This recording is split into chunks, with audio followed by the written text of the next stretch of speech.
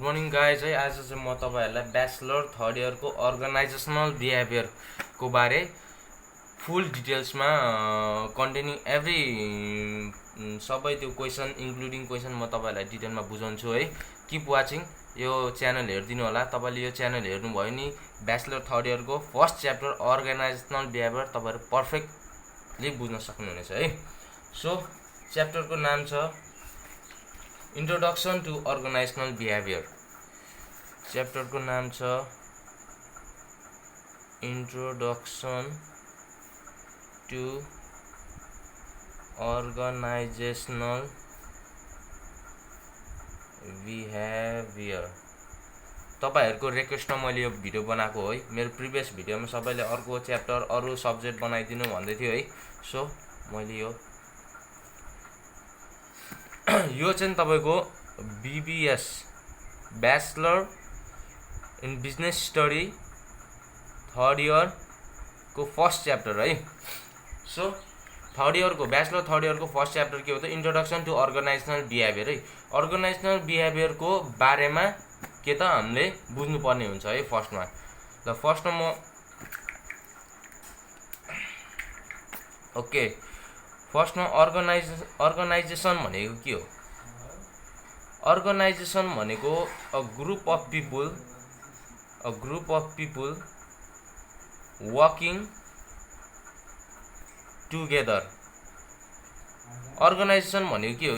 एउटा यस्तो समूह जहाँ चाहिँ दुई अथवा दुई भन्दा बढी मान्छेहरू मिलेर काम गर्छ भने त्यसलाई अर्गनाइजेसन भन्छ। अर्गनाइजेसन भनेको यस्तो ठाउँ जहाँ चाहिँ व्यक्ति सिंगल पर्सनले काम गर्ने होइन। त्यहाँ चाहिँ दुईजना पनि हुन सक्छ, दुई भन्दा बढी पनि हुन सक्छ। So two or more than two people working together in a same roof, एउटा छाना भित्र, एउटा प्लेटफर्म भित्र, एउटा रुम भित्र, एउटा इन्भाइरोमेन्ट भित्र दुई अथवा दुई भन्दा व्यक्ति काम गरिरहेको छ, मिलिजुली एक अर्कामा हेल्प गरी, त्यसलाई अर्गनाइजेसन भनिन्छ है। र बिहेभियर भनेको के हो? म एकदम सर्ट फर्ममा तपाईहरुलाई बुझाउँछु है। बिहेभियर भनेको एटिट्युड है। एटिट्युड भनौं अनि त्यसपछि एक्टिभिटीज भनौं। सो अर्गनाइजेसन बिहेभियर भनेको अर्गनाइजेसन भनेको चाहिँ एउटा group of people working together. Behaviour भनेको त्यो अर्गनाइजेसनमा काम गर्ने इम्प्लोइ अथवा कर्मचारीको एटिट्युड, बिहेभियर, एक्टिभिटीज, उसको बानी व्यवहार कस्तो छ त। So introduction to organisation behaviour भनेको अब यसमा चाहिँ के बुझ्नु पर्यो भने हामीले अर्गनाइजेसन बिहेभियर कम्बाइनमा तपाईहरुलाई यदि अर्गनाइजेसन बिहेभियरको डेफिनेसन बनाउन गाह्रो भयो भने अर्गनाइजेसन भनेको group of people working together, behaviour भनेको attitude and activity. So organization behaviour means the activities और attitude of the employee who are working in the organization. सक्यो, किन किताब हेर्नु पर्यो हो। अब यसमा चाहिँ तपाईले के बुझ्नु पर्यो?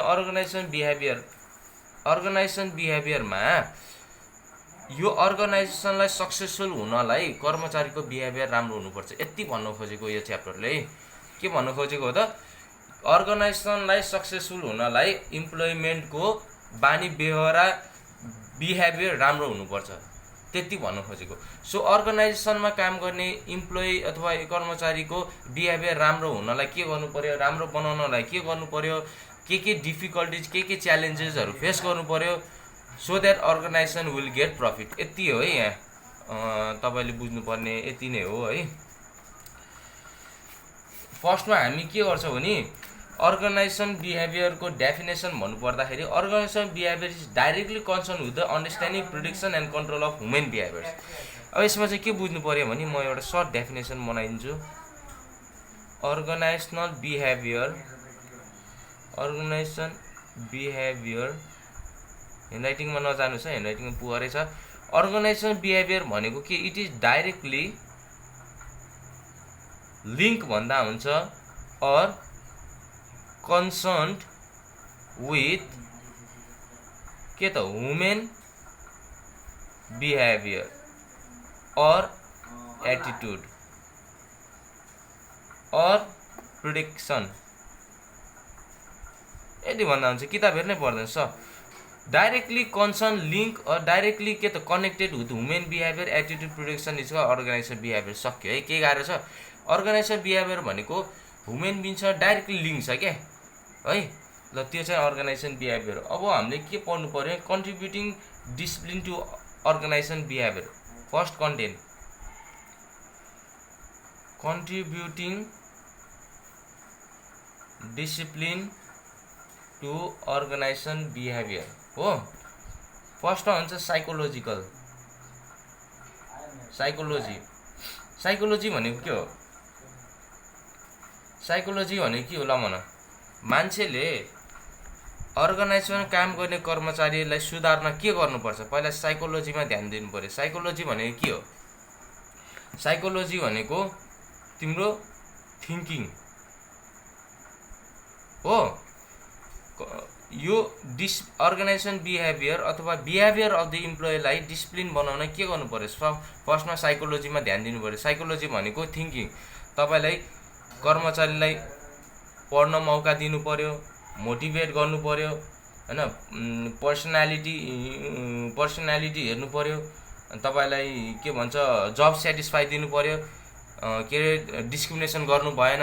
एउटालाई चाहिँ अर्कै दियो, अर्कोलाई अर्कै काम दियो, अर्कोलाई चाहिँ अर्कै स्यालेरी, अर्कोलाई चाहिँ अर्कै स्यालेरी, अर्कोलाई चाहिँ अर्कै बिहेभियर देखायो, एउटालाई चाहिँ रुड बिहेभियर देखायो, अर्कोलाई राम्रो बिहेभियर देखायो। त्यो साइकोलोजिकल के त psychology of the employee get disturbance.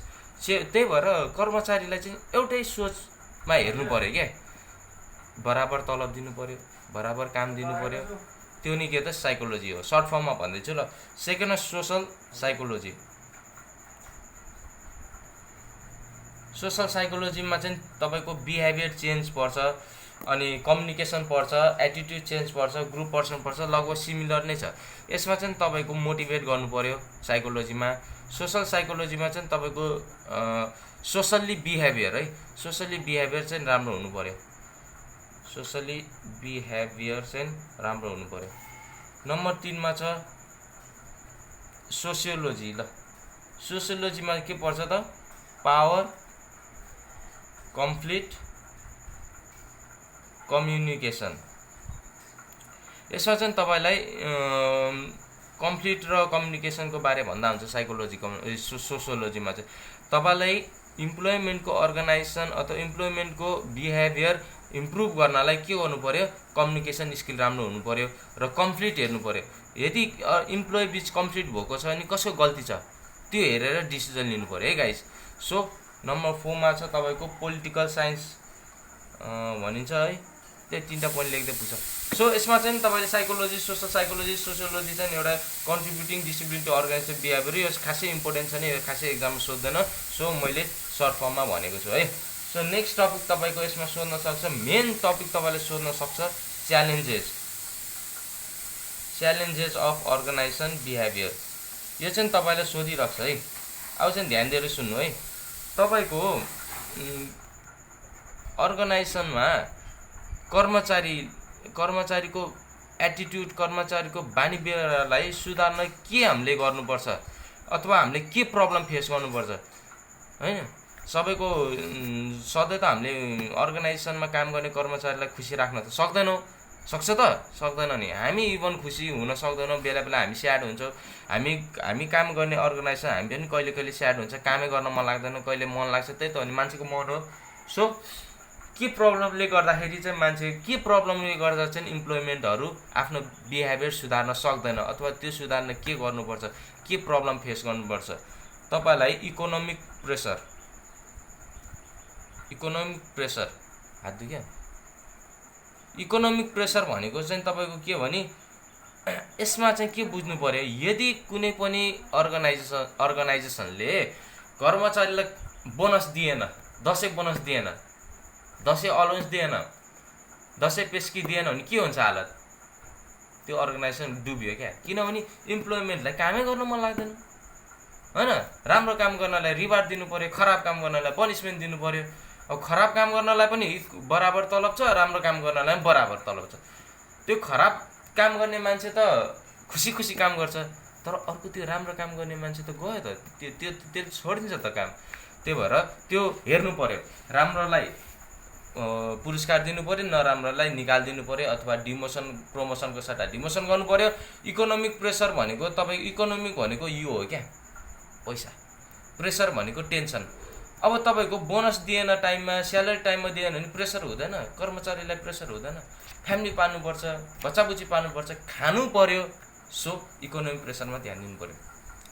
यदि तपाईँलाई अर्गनाइजेसनमा काम गर्ने कर्मचारीलाई खुसी राख्न चाहन्छ, बानी व्यवहार एटिट्युड सुधार्न चाहन्छ भने इकोनोमिक प्रेसर हटाउनु पर्यो। टाइममा तलब दिनु पर्यो, टाइममा बोनस दिनु पर्यो, राम्रो काम गर्नलाई तलब बढाइदिनु पर्यो, प्रमोसन गर्नु पर्यो। अब अनि हेर्नुहोस् त अर्गनाइजेसन कहाँबाट कहाँ पुग्छ। सो नम्बर 2 मा छ तपाईँको ग्लोबलाइजेसन। ग्लोबलाइजेसन भनेको तपाईँको अहिलेको युगमा, अहिलेको तपाईँको एरामा कम्पनीको हेड अफिस अन्त्य हुन्छ, ब्रान्च अफिस अन्त्य हुन्छ, अपरेटिङ अफिस अन्त्य हुन्छ। पहिलाको जमाना के हुन्छ, देशभित्र मात्रै कारोबार हुन्थ्यो, अनि अहिले ग्लोबलाइजेसन भइसक्यो। पुरै तपाईँको के भन्छ यो इन्टरनेसनल ट्रेड सिस्टम भइसक्यो क्या। हेड अफिस हुन्छ चाइनामा, त्यसको ब्रान्च अफिस हुन्छ नेपालमा, अपरेटिङ अफिस हुन्छ युएसएमा। अनि कसरी कन्ट्रोल गर्ने त यो कर्मचारीको बानी व्यवहार, होइन? हेड अफिस बोस हुन्छ युएसएमा, कर्मचारी काम गरिरहेको हुन्छ कहाँ, जापानमा। अनि हामी हेर्न सक्छौँ त त्यो कसरी काम गरिरहेछ, त्यसले के गरिरहेछ, त्यो सबै डिटेलली हामीले कर्मचारीको बारे बुझ्न गाह्रो हुन्छ यो ग्लोबलाइजेसनले गर्दाखेरि।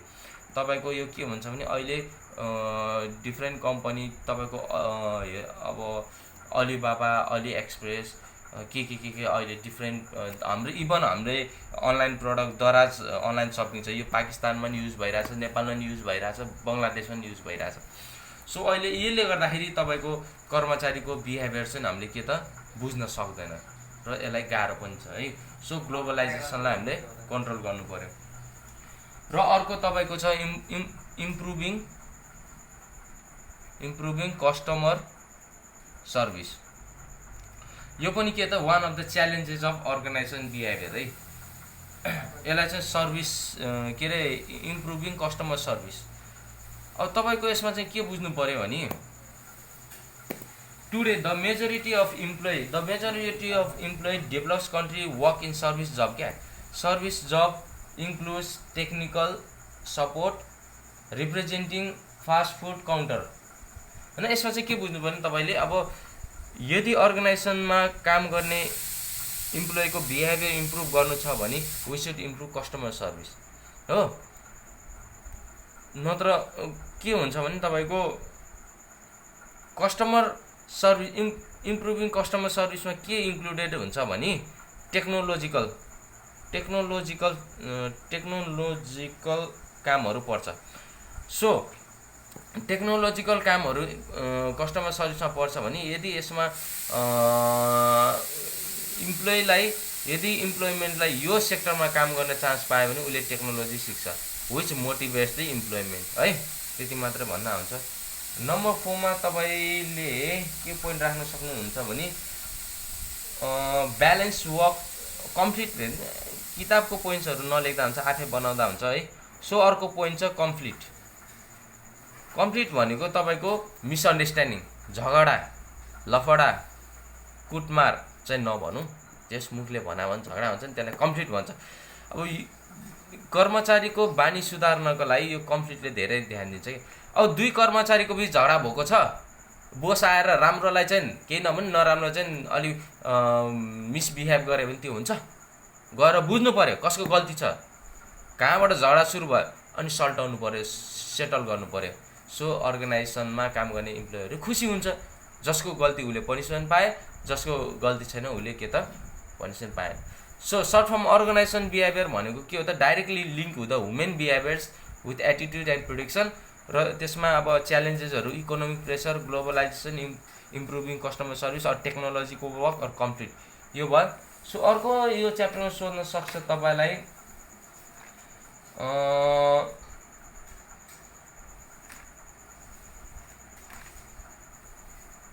Criticism issue controlling management. So last तपाईँलाई यो च्याप्टरमा सोध्न सक्ने भनेको तपाईँलाई यसमा सोध्न सक्ने भनेको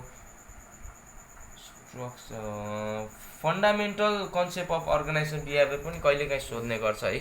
फन्डामेन्टल, यो लास्ट टपिक है, fundamental concept of organisation behaviour. यसमा म तपाईलाई फन्डामेन्टल कन्सेप्ट अफ बिहेभियरमा जाउँ।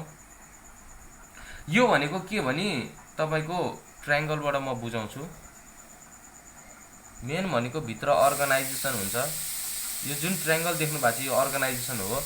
टुप्पोमा पिपल हुन्छ, यहाँ इन्भाइरोमेन्ट हुन्छ, यहाँ पनि इन्भाइरोमेन्ट हुन्छ। म रफली लेख्छु किन अनि बुझ्छ है। तपाईले सफाले लेखे पनि बुझ्नुहुन्न। स्ट्रक्चर यहाँ टेक्नोलोजी, यहाँ इन्भाइरोमेन्ट। ल यसमा चाहिँ के बुझ्नु पर्यो भने